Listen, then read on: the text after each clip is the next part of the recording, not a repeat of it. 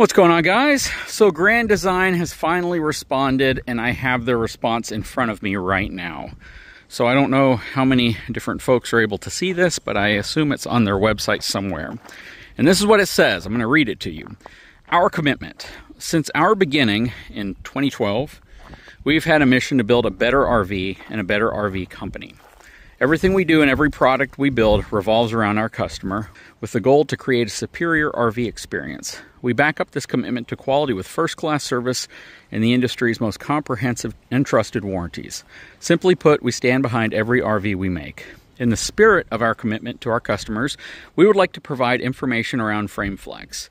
Frame flex is normal movement of the chassis in specific areas to absorb shock and stress. Our data indicates that a small number of larger solitude and momentum fifth wheels may have experienced excessive frame flex. If you think you are experiencing something irregular with your frame, please see the frequently asked questions below and reach out to our customer service department at customerservice@granddesign.com or 574-825-9679. And I'll repeat that for you, 574-825-9679. So they have some questions here with some drop downs. I'm going to go ahead and click on them. The first question is, what is frame flex and why does it occur? Their answer is, as noted above, frame flex is a normal movement of the chassis in specific areas to absorb shock and stress. All steel frames have this flex. Similar to bridges, which are engineered to flex and bend to absorb the weight of vehicles in changing weather conditions, your RV chassis is engineered with the ability to flex as it's driven down the road. Without this flex, undue stress on the frame could damage the chassis or wall structure. So what is normal frame flex? This can vary depending on the section of frame, where the measurements are taken, the length and width of the unit, number of axles, how the fifth wheel is loaded. Due to this range of variables, measurements are specific to each unit. If you have concerns, please work with the dealership, a trained technician, or call Grand Design directly at 574-825-9679. What types of durability testing are done on frames to make sure they are optimally designed?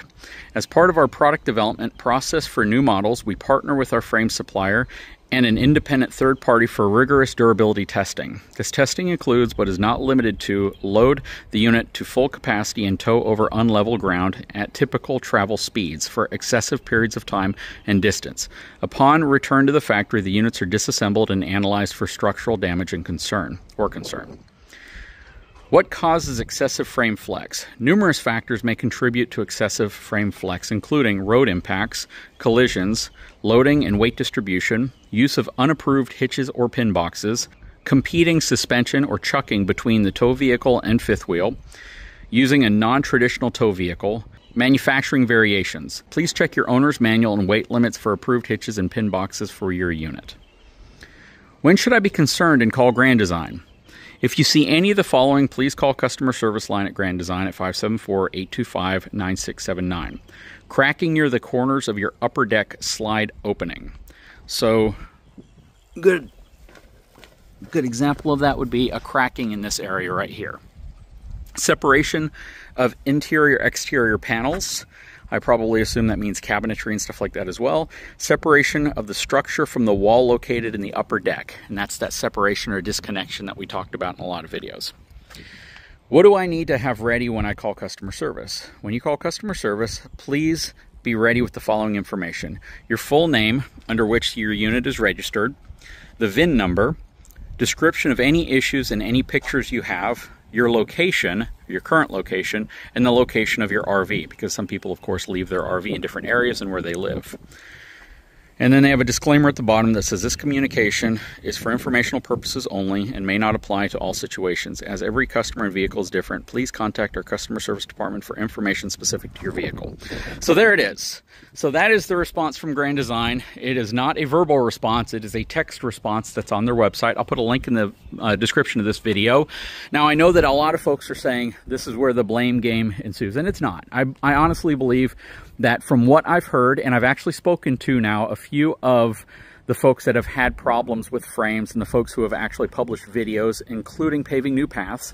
Kevin's a great guy. I spoke to him for almost an hour, and we had a lot of discussions around it, as well as some of the concerns I had regarding detachment and possibly what water damage could have caused. So you definitely want to understand what potentially could happen and what could lead to excessive frame flex. It's not always going to be something a consumer or the person who bought the RV does. It could absolutely be a manufacturer's defect, but you should isolate where and why that's occurring. I know in some units people have claimed that lag bolts that are supposed to go through are loose or even missing to where they don't have them. And now, clarification there, if a lag bolt is missing, it couldn't have just fallen out. It's not possible because of how they're installed and where they're at. If one were missing, it means it wasn't put in. That's just the way RVs are made, because it goes in from the inside, and it's actually inside of the structure up here, which I have another video that I'll release talking specifically about how you kind of get access to that area to check. But if a lag bolt's not there, that means it wasn't put in, because if it came out, it wouldn't fall on the ground, it would fall inside of the RV, or it would at least be behind the carpet or whatever's covering that structure right there. So we had a long conversation. It was a good conversation. We talked about, you know, the fact that it was a pre-owned RV. He explained kind of the scenario about the fact that, you know, it was pretty much an unused RV, right? It really didn't have any road miles on it. Some of the conditions or issues that it was subjected to, some of the things that they've done while they've owned it, and the repairs, things like that. It was a great conversation. But ultimately, at the end of the day, you know, the videos that I shot over at Lippert, they were not to place blame. They were to express what could be happening with specific units. And I think anybody who watches those videos will come away at least feeling, I know a little bit more about how this upper deck and superstructure is attached. Whether you agree with it or not, that's how it happens. Semi-trailers are built exactly the same way. It's a full construction. If a sidewall fails, the entire unit will collapse. And that's one of those things people just have to understand. So whether you agree with it or not, there are millions of fifth wheels on the road that don't have any problems. There are probably hundreds that do. And that, of course, is going to be an issue for anybody who has those problems. I do like the fact that now both Lippert and Grand Design have come out with messages saying, contact us, we'll try to take care of you. And I do believe, for the most part, people who are experiencing this specific issue with Grand Design units are getting a response, and Grand Design's trying to work with them.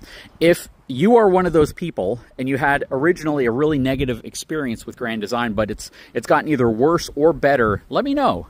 Because from what I'm hearing and what the rumors are, at least, that have been floating around, and now that Grand Design has released information officially on it, I would love to know if they've reached out to you or if you've reached out to them to try to get it fixed. I think the biggest challenge people are going to have is that RVers aren't all in Indiana, so you're not going to be able to quickly and easily bring your unit to them, and in many cases, they're going to have to figure out a way to get someone to come out to you to specifically work on it. But that all is going to be something that they'll have to figure out the logistics of, but that is the response that we've gotten from Grand Design now on this entire issue.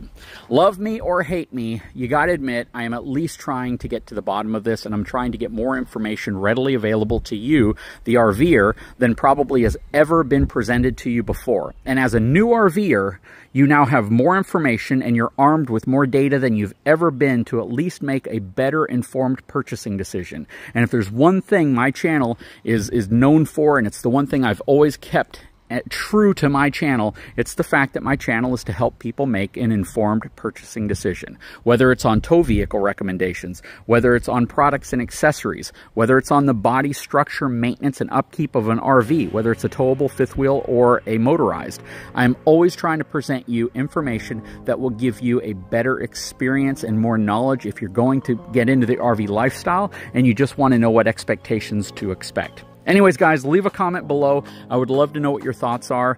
And we're going to make some change with all this, right? This is changing the industry, hopefully in the best possible way.